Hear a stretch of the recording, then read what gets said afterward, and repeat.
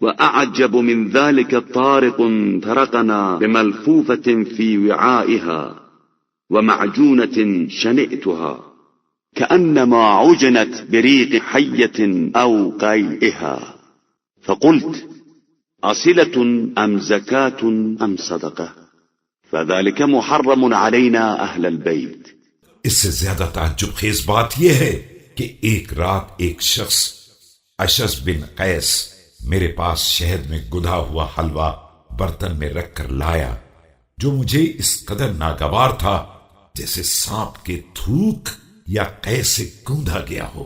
میں نے پوچھا کہ یہ کوئی انعام ہے یا زکوٰۃ یا صدقہ جو ہم اہل بیت پر حرام ہے؟ فقال لا ذا ولا ذاك ولكنها هدية۔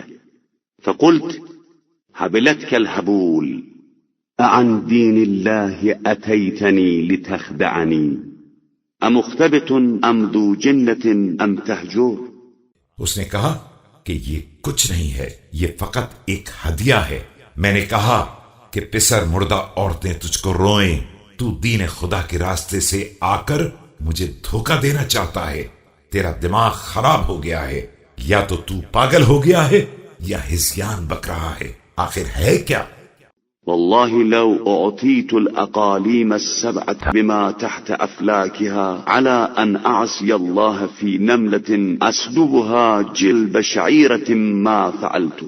خدا گواہ ہے کہ اگر مجھے 7 اقلیم کی حکومت تمام زیر آسمان دولتوں کے ساتھ دے دی جائے اور مجھ سے مطالبہ کیا جائے کہ میں کسی چیونٹی پر صرف اس قدر ظلم کروں کہ اس کے منہ سے اس چھلکے کو چھین لوں جو وہ چبا رہی ہے، تو ہرگز ایسا نہیں کر سکتا ہوں۔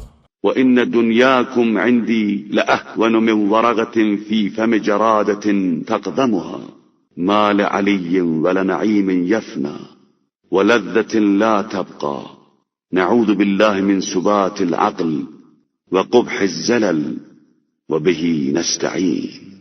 یہ تمہاری دنیا میری نظر میں اس پتی سے زیادہ بے قیمت ہے جو کسی ٹڈی کے منہ میں ہو اور وہ اسے چبا رہی ہو۔